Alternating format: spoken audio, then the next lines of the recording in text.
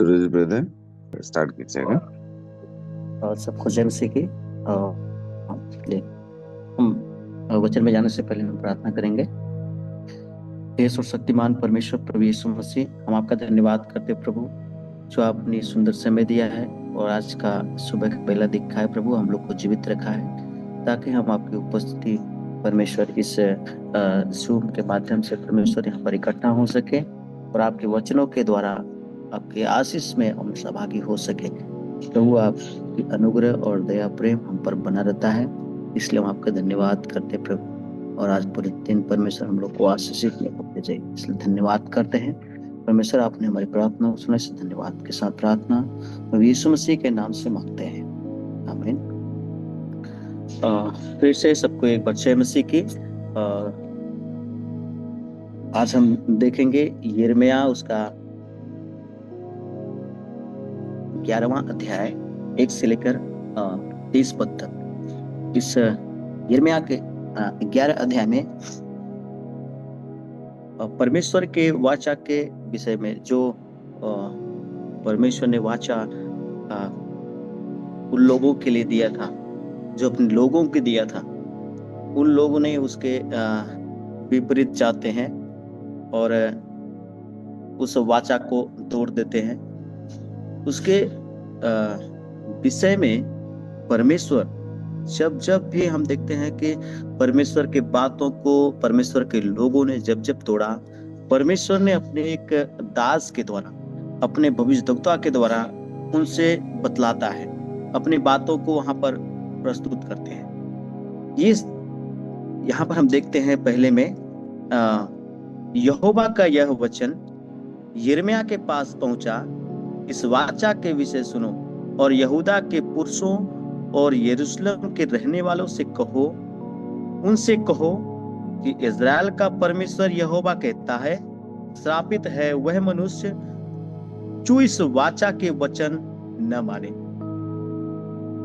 परमेश्वर इस बात अपने उन लोगों को, इज़राइल के लोगों को कहलाने के लिए ये कहता है यिर्मयाह के द्वारा कि वे लोग श्रापित हैं, वे लोग जो परमेश्वर के वाचा के वचन को नहीं मानते हैं।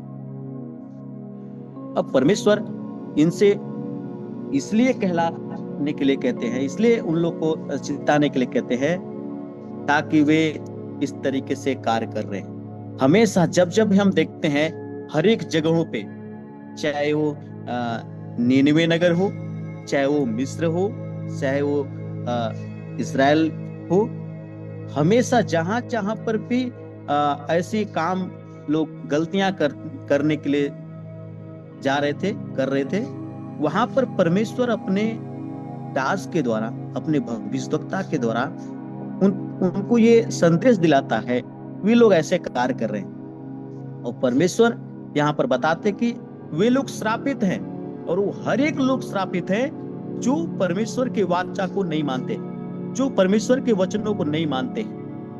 एक परमेश्वर ने अपने लोगों को ये मानने के लिए ये दिया था, ये वचन को दिए थे, ये वाचा को दिया था, परमेश्वर ने आज्ञा को दिए थे।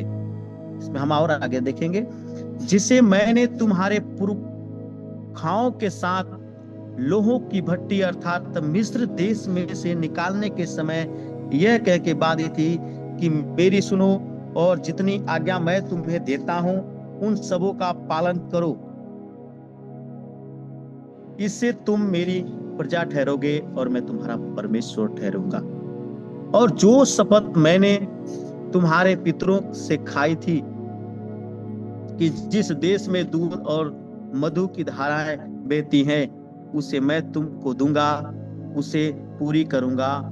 और देखो वह पूरी हुई। परमेश्वर ने उस जगह से अपने लोगों को छुड़ाता है, परमेश्वर उस जगह से अपने लोगों को छुड़ाता है जहां पर बहुत सारी मुसीबतें थी, अनेक प्रकार की मुसीबतें। वहां पर एक इतना दंडनीय उनको दंडित किया जाता था, लेकिन परमेश्वर ने उनको वहां से छुड़ाकर वहां से बचाकर उनको एक अच्छी जगह पे लेके जाते हैं। क्यों? क्योंकि जब वो दुहाई देने लगे, जब वो चिल्लाने लगते हैं, जब जब वो पुकारे परमेश्वर को, तब तब उन्होंने परमेश्वर उनकी सुना और उन्हें बचाने के लिए। लेकिन परमेश्वर इस बात से बहुत ही नाराज होते हैं, बहुत ही क्रोधित होते हैं, क्योंकि उन्होंने उस वाचा को क्या कर दिया? तोड़ दिया। इसलिए परमेश्वर यिर्मयाह के माध्यम से, यिर्मयाह के द्वारा, यिर्मयाह भविष्यद्वक्ता के द्वारा उन्हें ये बतलाता है कि जैसे परमेश्वर ने वहां पर उनको उस नगर से, उस कितना पीड़ा देने वाली जगह से, उस मिस्र देश से परमेश्वर ने उन्हें छुड़ाकर एक अच्छे देश, एक जहां पर मधु की धाराएं बहती हैं, एक जहां आनंद का जगह है, परमेश्वर वहां पर उन्हें लेके आया। अपने वचन को पूरा किया। परमेश्वर ने वो जो किया उसको पूरा किया। लेकिन जो परमेश्वर ने कहा कि तुम्हें इस आज्ञा को पालन करना है, लेकिन उनके पुरखाओं ने कई बार, हम देखते हैं जब मिस्र से छूटकर वो आते हैं, पार होते हैं, समुद्र को जो पार करते हैं, फिर उसके बाद में जंगल में जब आते हैं, भटकते हैं, मरुभूमि में कई बार उन्होंने परमेश्वर को त्याग देने के विचार बनाए, त्याग भी दिए। फिर परमेश्वर उन्हें आज्ञा के द्वारा, अपने लोगों के द्वारा चिताता गया। इससे हम ये सीखते हैं कि जब हम परमेश्वर के आज्ञा को पालन नहीं करते हैं, हमारे लिए बहुत सारी परेशानियों का सामना हमें करना पड़ता है। और आगे, तब यहोवा ने मुझसे कहा, ये सब वचन यहूदा के नगर और यरूशलेम के सड़कों में प्रचार करके कहे। इस वाचा के वचन सुनो और उनके अनुसार चलो, क्योंकि जिस समय से मैं तुम्हारे पुरखाओं को मिस्र देश से छुड़ा ले आया, तब से आज के दिन तक उनको दृढ़ता से चिताता आया हूं, मेरी बात सुनो। परंतु उन्होंने न सुनी और न मेरी बातों पर कान लगाया। परमेश्वर अपने भविष्यद्वक्ता के द्वारा उन लोगों से कहलाते, मैंने उनको वहां से छुड़ा कर लेकर आए, हमेशा चिताते गए, बारंबार उनको चिताते गए। जब जब वो गिरे, तब तब उनको परमेश्वर अपने लोगों के द्वारा उनको चिताता गया, तुम यहाँ पर ये गलत कर रहे हो, सुधार। लेकिन उन्होंने बारंबार वैसे किए, और इस बात से परमेश्वर नाराज है कि वे लोग भी इस तरीके से करने के लिए कर रहे हैं। परमेश्वर के वे लोग जो परमेश्वर के नीच लोग हैं, जो परमेश्वर के प्रिय लोग हैं, हमें दुख तब पड़ता है जब अपनों से उनको ऐसे बहुत नाराज हैं कि वे लोग जो मेरे लोग हैं, मेरे प्रिय लोग हैं, वे लोग इस तरीके से कार्य कर रहे हैं, मेरी बातों को नहीं मान रहे हैं, उन पर कान नहीं लगाए, मेरी बातों को सुने नहीं। उनके मन के विचार में, उनके मनों में जो जो विचार होते हैं, वे सब हठीले के हिसाब से नहीं मानेंगे। हठीलापन उनके अंदर था। इजराइल यहूदा के जीवन में हम देखते हैं कि वे लोग वो हठीले थे। वे लोग बातों को सुनते तो थे, लेकिन अपनी बात पर अमल होनी, परमेश्वर के बातों पर ध्यान नहीं देते थे, उन पर उसके अनुसार चलते नहीं थे। इसलिए मैंने उनके विषय इस वाचा की सब बातों को पूर्ण किया है, जिसके मानने की मैंने उन्हें आज्ञा दी थी और उन्होंने नहीं मानी। फिर यहोवा ने और उनकी उपासना करते हैं। इज़राइल और यहूदा के घराने ने उस वाचा को जो मैंने उनके पूर्वजों से बांधी थी, तोड़ दिया है। इस यहां पर हम देखते हैं 9 पद से लेकर 10 में कि परमेश्वर के लोग ही, और परमेश्वर उनमें देखते हैं कि उपद्रव पाया, उन लोग अपनी मनमानी कर रहे हैं दूसरे लोगों के साथ। कभी भी वो व्यक्ति ग्रहण नहीं करते हैं। जब एक जान गया कोई मेरे साथ धोखा कर रहे हैं। यहाँ पर भी परमेश्वर के साथ धोखा कर रहे हैं वो लोग। परमेश्वर के खुद निज लोग दूसरे लोगों के पीछे जाते हैं, दूसरे लोगों की उपासना, दूसरे देवी देवताओं की उपासना कर रहे हैं। और हम आज्ञा में हम देखते हैं, ये उसका निर्गमन उसके 20 अध्याय में पहले जो आज्ञा है 10 आज्ञा की, वो लिखा है उसमें कि तुम मुझे छोड़ किसी को ईश्वर करके न मानना। ये पहले आज्ञा को तोड़ रहे हैं वो लोग। ये केवल वहां के लिए नहीं है, ये केवल इजराइल यहूदा जो बाइबल में है उनके लिए नहीं, हमारे लिए भी ये लागू होता है कि परमेश्वर हमसे क्या चाहते हैं। चाहते हैं कि हम परमेश्वर की आज्ञा का पालन करें, चाहे जिन जिन परिस्थिति में रहे, चाहे जिन जगहों पे हम रहे, हम परमेश्वर को पहला स्थान दें। लेकिन वे लोग परमेश्वर को पहला स्थान नहीं दिए, वे दूसरे लोगों के पीछे चलते थे, उनकी उपासना करते थे। और जो उनके परमेश्वर कहते हैं यहाँ पर कि उनके पुरखाओं के साथ, उनके पूर्वजों के साथ जो परमेश्वर ने वादा था, उन लोग ने भी तोड़ दिया।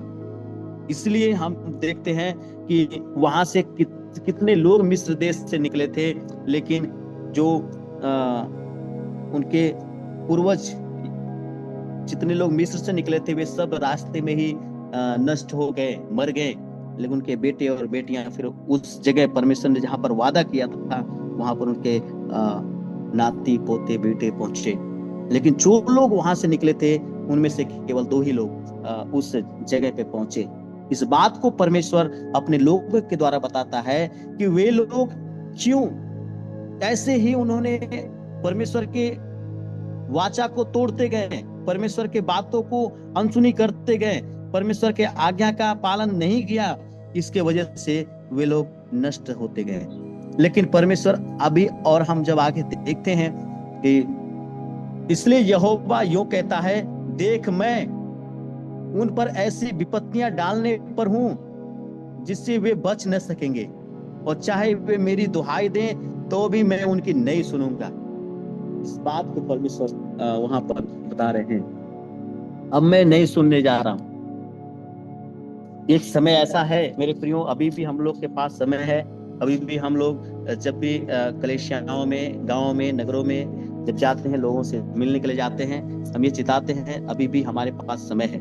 जो परमेश्वर ने वादा किया है कि मैं जा रहा हूं और दोबारा आऊंगा, तो अभी भी जब तक नहीं आ रहे हैं तब तक अब हम लोग दूसरों को बताते हैं कि जब ले समय बाट चित ले डहरिया। उस समय के जब यीशु जब आएंगे हमारे पास समय नहीं रहेगा। हमारा परमेश्वर न्याय है, वो सच्चाई से न्याय करता है, वो पक्षपात नहीं करता है। वे ऐसा नहीं करेगा कि नहीं चलो ये परमेश्वर के लोग हैं या मेरे बेटे और बेटियां हैं, इनके परिवार के लोग, ये लोग नहीं मान रहे, आज्ञा का पालन नहीं कर रहे हैं, तो इनको भी चलो हम लेके चलते हैं। ऐसा नहीं होगा। अभी हम लोग के पास समय है। लेकिन यहाँ पर परमेश्वर बता रहे हैं कि अब मैं उनकी सुनने वाला नहीं हूं। अब मैं उनको नाश करने के लिए चाह रहा हूं। चाहे वह मेरी दुहाई दें तो भी मैं उनकी नहीं सुनूंगा। उस समय यरूशलेम और यहूदा के नगर के निवासी क्यों उन देवताओं की दुहाई देंगे, उन लोगों की पूजा करेंगे, लेकिन वे लोग भी उनकी नहीं सुनेंगे। उनके देवता भी उनको बचा नहीं सकेंगे। यहूदा जितने तेरे नगर हैं उतने ही उनके देवी देवता भी थे, लेकिन वे सब उनको बचाने के लिए असमर्थ हो जाएंगे या उनको बचा नहीं पाएंगे, जो उनको धूप चलाते थे। परमेश्वर से विश्वासघात कर रहे थे वे लोग, परमेश्वर से विश्वासघात कर रहे थे। बातें कुछ और करना और अलग जाकर कुछ और करना। हमें इसलिए परमेश्वर हमें कहते हैं कि विश्वास योग्य बनना है। परमेश्वर अपने वचनों के द्वारा हमें कहते हैं विश्वास योग्य, विश्वासघात नहीं, विश्वास योग्य बनने के लिए। परमेश्वर जब आएगा तो कहेगा, हे विश्वास योग्य दास, आ तू मेरे आनंद में और उस स्वर्ग में आकर आनंद कर।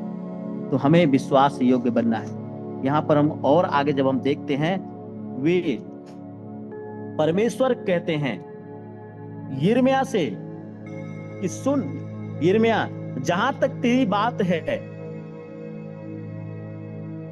यहूदा के लिए, उनके लोगों के लिए तू प्रार्थना नहीं करेगा। करना नहीं है तुझे।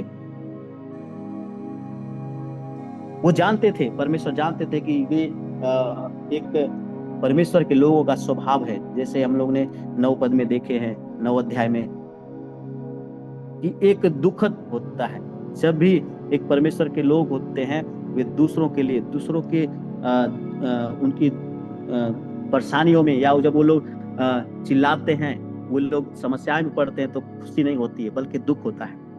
परमेश्वर जानते थे कि ये यिर्मयाह ये प्रार्थना करेगा, लेकिन यहाँ पर परमेश्वर उनको सचेत कर रहे, बता रहे कि इसलिए तू मेरी इस प्रजा के लिए प्रार्थना न करना, न कोई इन लोगों के लिए ऊंचे स्वर से मुझे विनती करना, क्योंकि जिस समय वे अपनी विपत्ति में मरे मेरी दुहाई देंगे, तब मैं उनकी न सुनूंगा।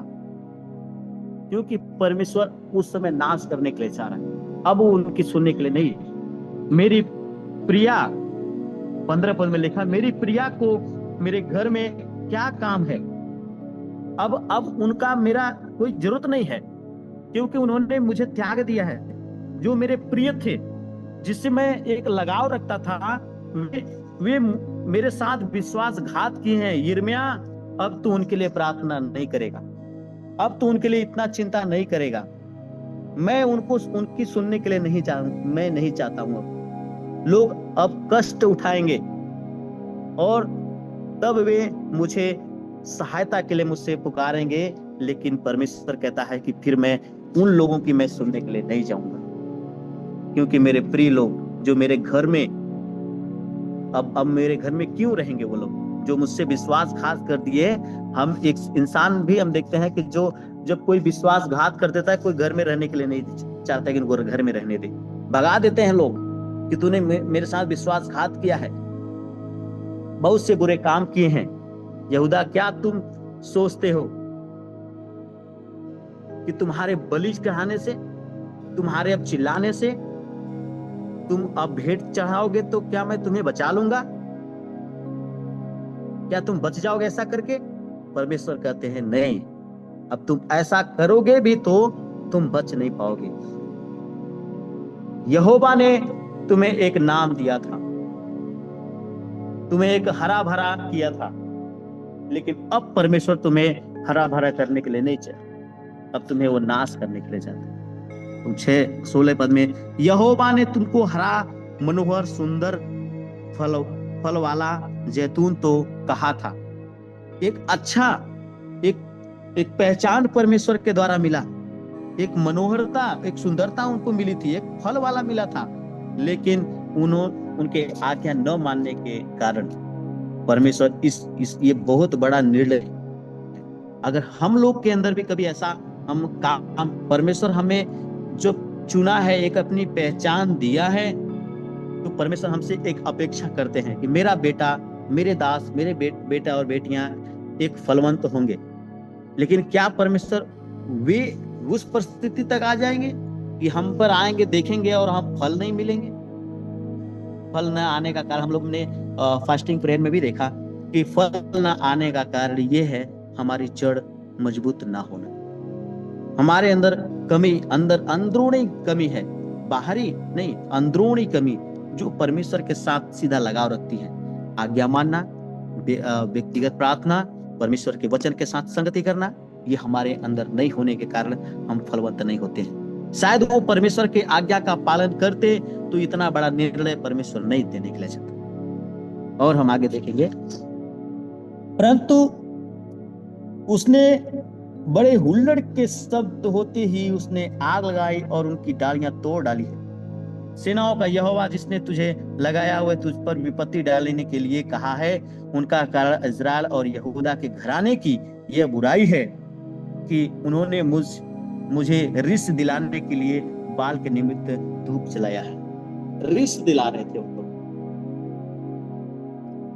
एक बार पक्षताप करना एक अलग सी बात है, लेकिन बारंबार रिस दिलाना, किसी चीज को बारंबार करना एक रिस को पैदा करता है। एक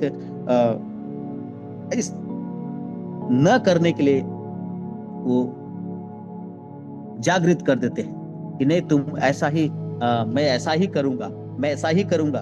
ताकि हठीलापन हुए थे, हठीले थे, परमेश्वर इस बात पे निर्णय होते हैं। और हम जब आगे देखेंगे यिर्मयाह उसका 11 अध्याय के 18 पद से लेकर 23 पद तक, यिर्मयाह के विरुद्ध में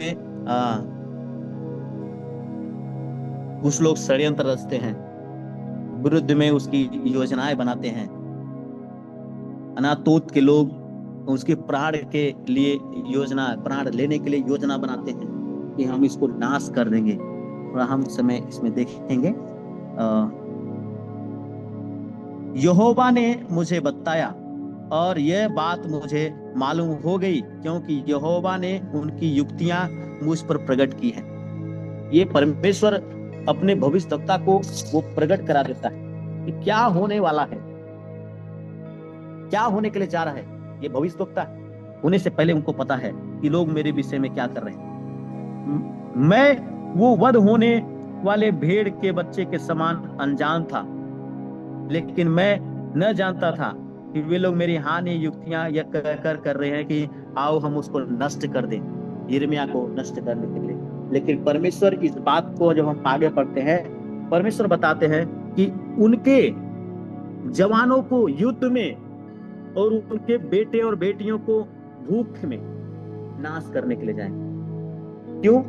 जब हम एक सच्चे लोगों के विरुद्ध कोई भी जो होता है तो परमेश्वर उसका न्याय करेगा। परमेश्वर कहते हैं बदला लेना मेरा काम, तुम्हें नहीं। और हमेशा हर समय जब भी परमेश्वर के लोगों के ऊपर ऐसी विपत्तियां होने के लिए आई, परमेश्वर उनको बचाने के लिए आया, परमेश्वर उनकी रक्षा की है। हम लोग आज हम देखें यिर्मयाह उसके 11 अध्याय के 1 से लेके 23 तक में कि परमेश्वर के वाचा को उन लोग, परमेश्वर के लोग, इसराइल के लोग वे लोग तोड़ दिए। वे लोग उनके पुरखाओं जैसे काम कर रहे हैं, उनके पुरखा जैसे तोड़े, वे लोग भी ऐसे हठीले हो गए, वे लोग तोड़ रहे हैं। परमेश्वर उनको नाश करने के लिए चाहते। यिर्मयाह को परमेश्वर कहते हैं अब तू उनके लिए इतना चिंता ना कर, तू प्रार्थना नहीं करने के लिए कहते हैं। और यिर्मयाह के विरुद्ध में जो लोग खड़े होते हैं, परमेश्वर उनके नाश के लिए ये भविष्यवाणी कराते, बताते हैं उनको नाश होने के लिए, ताकि वे लोग, मैं अनातोत के लोग पर यह विपत्ति डालूंगा, उनके दंड का दिन आने वाला है। ये परमेश्वर कहते हैं। इस वचन में हम लोग ये सीखे हैं। सो परमेश्वर इस वचन के द्वारा हम सभी भाई बहनों को आशीष करें। सब कुछ है मसीह। Thank you. Okay, thank you brother. परमेश्वर आपको बहुत अच्छी आशीष करे, आपके सेवक है, आपके परिवार को। हम आखिर प्रार्थना करेंगे। मैं चाहता हूँ हमारा बीच में कोई एक प्रार्थना कीजिएगा।